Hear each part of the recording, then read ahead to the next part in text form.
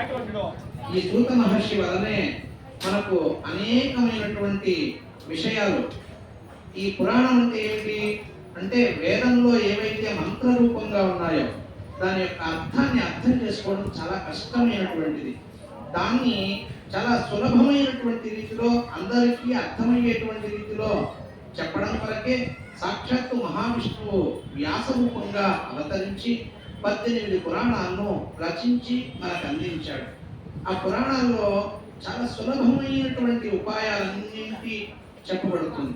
పవిత్ర ద్రవ్యములేమిటి, ఎవరు ఎంతటి పవిత్రమైనటువంటి వారు అన్ని ఆ వాటిలోనే చెప్పబడుతుంది.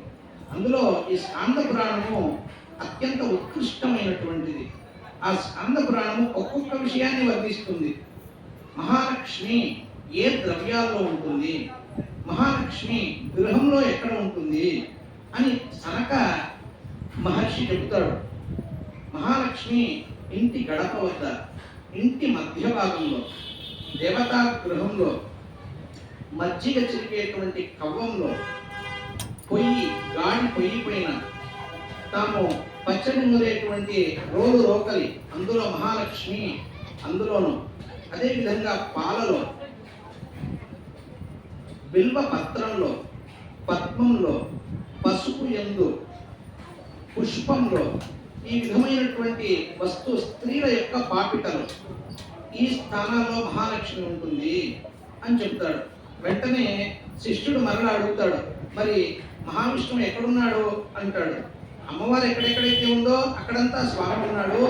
దానితో పాటు స్వామి ఉన్నటువంటి 6 స్థానాలు వేరే ఉన్నాయి. అవి 1 అప్సు అంటే జలం నందు, అగ్నవు అగ్ని యందు, 3 హృదయే యోగుల యొక్క హృదయం నందు, భక్తుల యొక్క హృదయం నందు, స్థండిలే మనం అష్టదళ పద్మాన్ని ముక్కును వేస్తాం, ఆ ముక్కు మధ్య భాగంలో ఉన్నటువంటి దాన్ని కర్ణిక అని అంటారు. ఆ కర్ణిక మధ్యంలో ఉంటాడట. కాబట్టే మనం అష్టదళ పద్మాన్ని వేయండి అని చెప్తూ ఉంటారు. ఆ పద్మ కర్ణిక మధ్యంలో ఉంటాడు. అదేవిధంగా స్థండిలే సూర్యమండలంలో అంతర్వర్తిగా ఉంటాడు. ప్రతిమాసుచ విగ్రహ రూపిగా ఉంటాడు. ఈ విధంగా చెబుతూ భక్తుల యొక్క నామ సంకీర్తనలో వారి వాక్కులో ఉంటాను అంటాడు భాగవతంలో. ఇది సూత మహర్షి చెప్తాడు. తదనంతరం అడుగుతాడు, ఆ శిష్యుడు అడుగుతాడు, ఈ లోకంలో అత్యంత ఉత్కృష్టమైనటువంటి పవిత్రమైన వస్తువు ఈ లక్ష్మీనారాయణేనా అని అడుగుతాడు. అప్పుడు అతను అంటాడు, సనకుడు అంటాడు, వీడు కాదు, దీనికంటే ఒక పవిత్రమైనటువంటి వస్తువు లోకంలో ఉంది అని చెప్పి, ఏంటా పవిత్రమైనటువంటి వస్తువు అంటే తనకు జన్మనిచ్చినటువంటి తల్లి ఈ విశ్వంలో అంత పవిత్రమైన వస్తువు అంటాడు. పవిత్రమైనటువంటి మరి తండ్రి యొక్క స్థానం ఏంటి అంటే తండ్రి యొక్క స్థానాన్ని చెప్తాడు. బతికున్నంత కాలం జీవతోర్ వాక్యకరణాత్, కుమారుడు అంటే ఎవరు అని అడిగితే దానికి చెప్తాడు. కొడుకు అంటే ఎవరు, సంతానం అంటే ఎవరు అంటే సంతతి అంటే తల్లిదండ్రుల మాటలను జగదార్చకుండా ఉండేటువంటిది. వారు చనిపోయినటువంటి తిథిని గుర్తు పెట్టుకొని ఆ రోజు చక్కగా వారికి శ్రాద్ధాలను చేసేటువంటిది. తాను మరణించేలోపు ఒక్కమారైనా గయయందు పిండ ప్రదానం చేసి, ఈ 3 చేత వారికి పుత్రుడు పుత్రిక అని పేరు అని శాస్త్రం చెప్తుంది. గురువుకు శిష్యునికి సంబంధం ఏంటి అని అడుగుతారు. చదువు మాత్రమే సంబంధం బాగుంటుంది. భక్తుడు అంటే ఎవరు అంటే భక్తుడు అనేటువంటి వానికి లక్షణాలు చెప్తుంది. ఆ భక్తుడు అంటే ఎవరు అంటే భక్తి అనేటువంటి సాధనాన్ని కలిగి ఉన్నటువంటి వాడు భక్తుడు అంటాడు. భక్తి అంటే ఏమిటి అంటే తాను ఏమాత్రం మౌనంగా ఇతరమైనటువంటి భాషణ లేకుండా మనస వాక్కు చేత భగవన్ నామాన్ని, నేత్రముల ద్వారా భగవంతుని యొక్క స్వరూపాన్ని, మనస్సునందు భగవంతుని భావాన్ని, ఈ 3 ఎవరు ఉంచుకుంటారో వాడు భక్తుడు. అలా కాకపోతే ఆ పూజ నిరర్ధకం అంటుంది. మనిషి అంటే ఎవరు అని ప్రశ్నిస్తాడు. దానికి చెప్తాడు, 6 వస్తువుల యందు కృతజ్ఞత కలిగి ఉన్నవాడు. తల్లి, తండ్రి, గురువు, దైవం, మాతృభూమి, తనకు జన్మనిచ్చిన భూమి, తనకు సహాయం చేసినటువంటి వారు.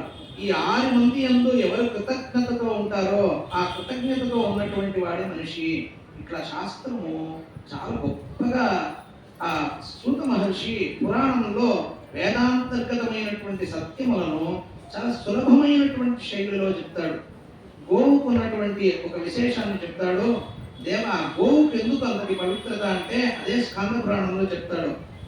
గౌర్ధేను భవ్యా మాతా రుద్రాణ, ఏకాదశ రుద్రులకు తల్లి గోవు. స్వసాదిత్యానాం గౌర్ధేను భవ్యా మాతా రుద్రాణ దుహిత వసూనాం, అష్ట వసువులకు దుహిత కూతురట. స్వసాదిత్యానాం ఆదిత్యులకు ద్వాదశాదిత్యులకు కోడలట. అమృతస్యనాభిః, ఆ ఆవు యొక్క కడుపులో ఉన్నటువంటి ఆ సంపద ఏదైతే ఉందో అది సాక్షాత్తు అమృతమే అని అంటుంది. కాబట్టి భూమి యందు ఉన్నటువంటి 7 వస్తువులలో గోవుకు అత్యంత ప్రాధాన్యం. భూమాత దాంట్లో చెప్తాడు సూత మహర్షి, 7 వస్తువులను భూదేవి భారంగా భావించదట. మామూలుగా మనం నిద్ర లేచిన వెంటనే భూమిపైన కాలు పెట్టేటప్పుడు ఒక శ్లోకాన్ని చెప్పాలి. సముద్ర వసనేదేవి పర్వత స్తనమండితే విష్ణుపత్ని నమస్తుభ్యం పాదస్పర్శం క్షమస్వమే. మా నీ పైన కాలు పెడుతున్నాను, నన్ను క్షమించు అని ప్రార్థన చేసి కాలు పెట్టాలి భూమి మీద. లేచిన వెంటనే హరిహరి హరిహరి హరిహరి హరి అని ఈ విధంగా 7 మార్లు లేచిన వెంటనే చెప్పాలి అని చెప్తుంది శాస్త్రం. అట్లాంటి భూమి 7ంటిని భారంగా భావించదట. గోభిర్ విప్రయిశ్చ వేదయిశ్చ సతీభిః సత్యవాదిభిః అలుబ్ధైర్ దానకామైశ్చ సప్తభిర్ ధార్యతే మహీ అంటోంది శాస్త్రం.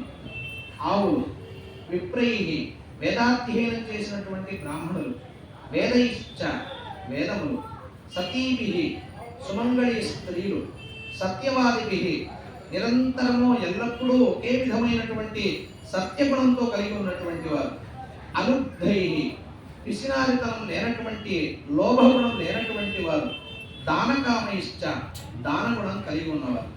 ఈ 7గురిని ఆ భూమాత వీరు భారం కాదు, వాళ్ళను ఆనందంగా తాను మోస్తుందట. ఈ విధంగా స్కాంద పురాణంలో అణువణువు అనేకమైన వృత్తాంతాలు మనకు తెలుపబడతాయి. అటువంటి వృత్తాంతాల్లో చివరి వృత్తాంతం తుంగధ్వజుడు అనేటువంటి రాజు ఏ విధంగా తాను భగవదపచారాన్ని అనుష్ఠించాడు అని ఈ యొక్క వృత్తాంతం వస్తుంది.